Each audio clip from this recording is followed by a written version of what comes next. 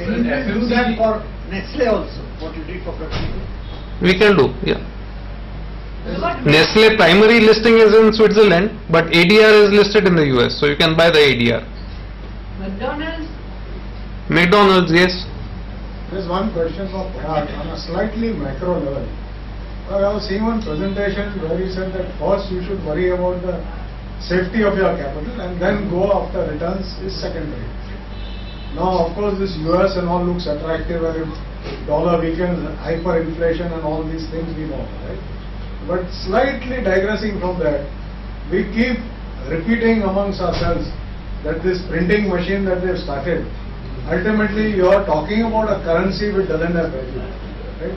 And at some point of time, that game has to come to a close. I don't know whether it will come now or later. Right?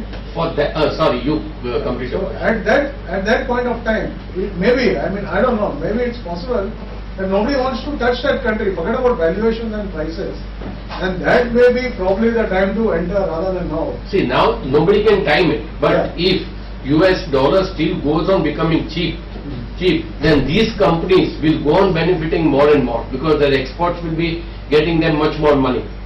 Now that is a big advantage. Secondly, as we have mentioned, you are buying global companies. We have got businesses all over. So even if something happens to US, you think this company will close down? You think people will stop having bath? So you think that Unilever will not be able to sell its soap? So that's why we have shown examples of FMCG companies which are really quite buffered from the basic vagaries of economies, ups and downs. And what you rightly said is, yes, USA, this we are saying just now, we like it. Tomorrow the same stocks could be available at 8 times earnings if things go bad. Now that is if you are timing the market. But if I have to put $2 lakh just now, if I can do that, if I am seeing a situation somewhere like 2008, then I don't mind taking a risk because ultimately equity is risk. Mehul, I'll take that further.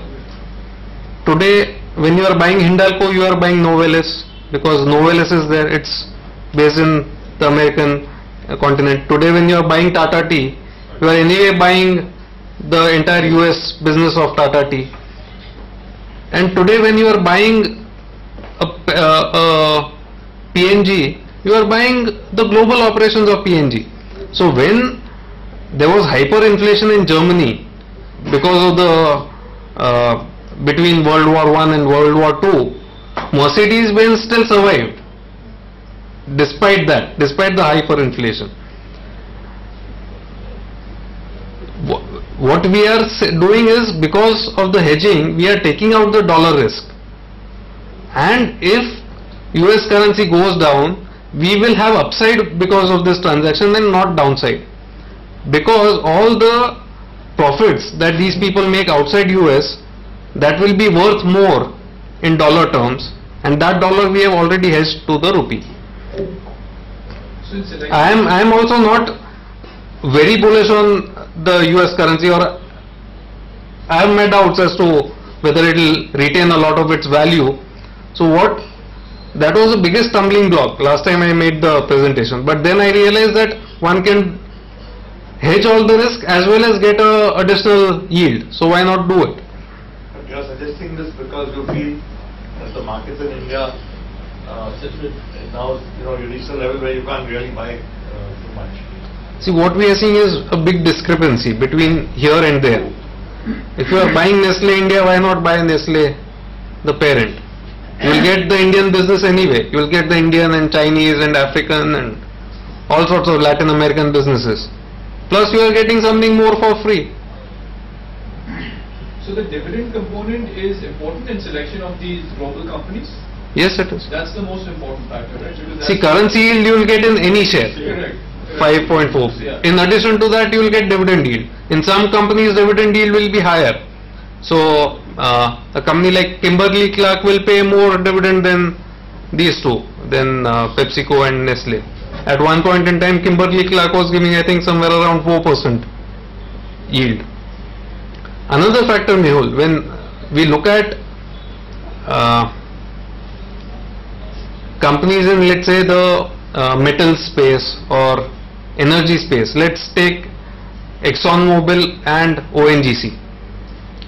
whether these companies are in India or in US or in Russia or in Middle East is incidental. The profits of these companies will be driven by how much output that they can get of crude oil, how much additional reserves they can find, and what is the international price of crude oil.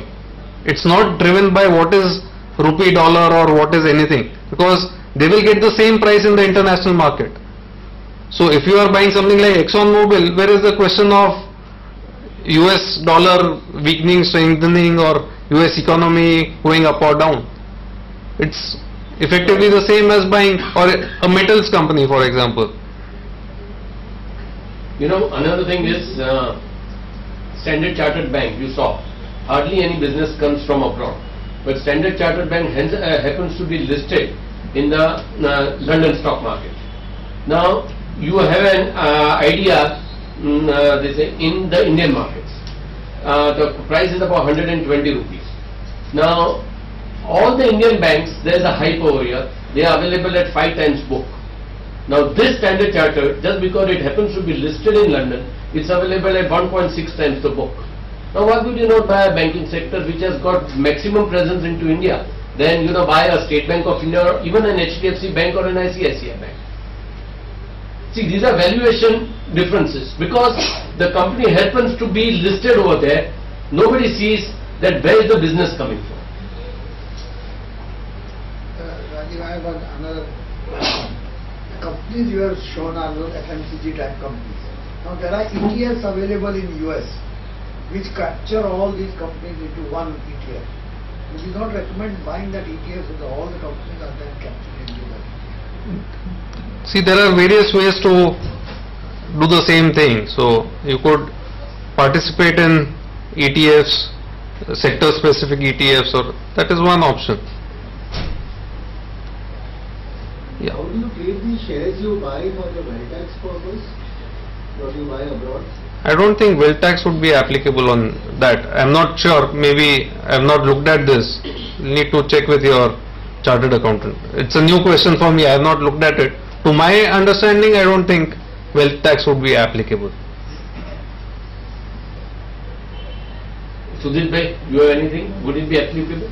Second lecture. Okay. I don't think so. Okay. I don't think.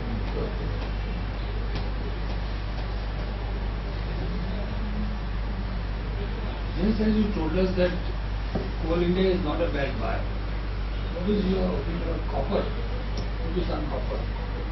Actually, last 2 months, Sunil bhai, I have been looking at companies outside India than inside India. This is something which is exciting me a lot. So, if one is getting 8.5 without any capital appreciation, then safety is there, income is there, and capital gain will come somewhere. So, this is something which is really exciting me. And capital protection there? Capital protection is there because you are capital protection in the sense currency protection. I meant currency protection. If the share price goes down, there is no protection, obviously. I meant currency protection. Sorry. 8.5% you are protected. What Yes. you are going to get? Yes. If it falls below, then you are hit. Correct. Correct. What about any European company? Nestle is a European company. Yeah, Same thing applies. Unilever is a European company. mainly FMCG. Yeah, Unilever is again a European company. And this is, see, this is just something we have just started off. As we are scratching the surface, we are getting lot of companies. Many financial companies are attractive, but there we are a bit scared because of all the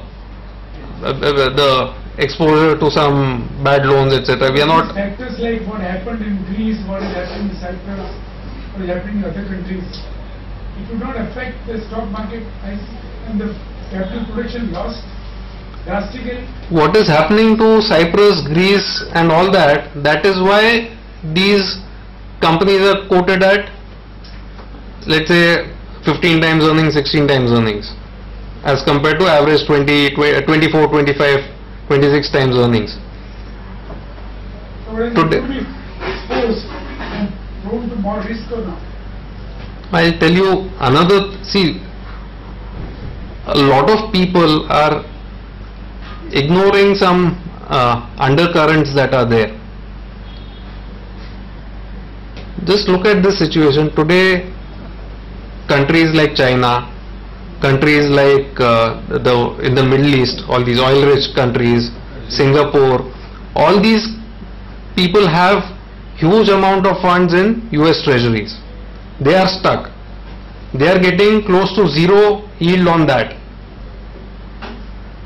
Compare that with, let's say, even getting 2.5% yield on these equity shares, or getting some real businesses.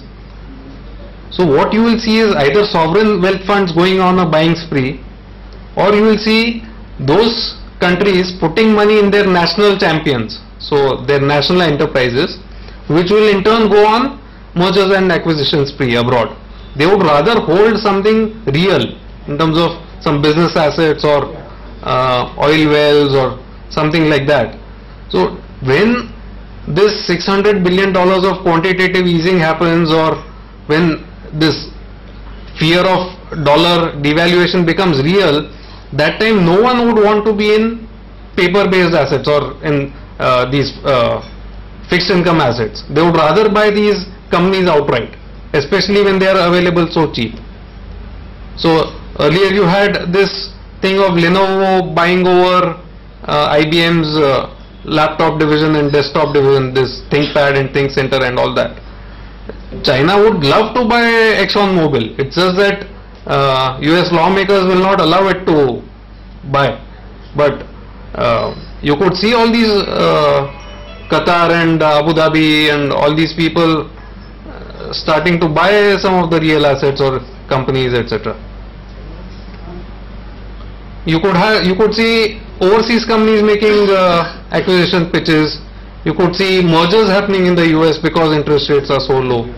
There could be various triggers for value unlocking.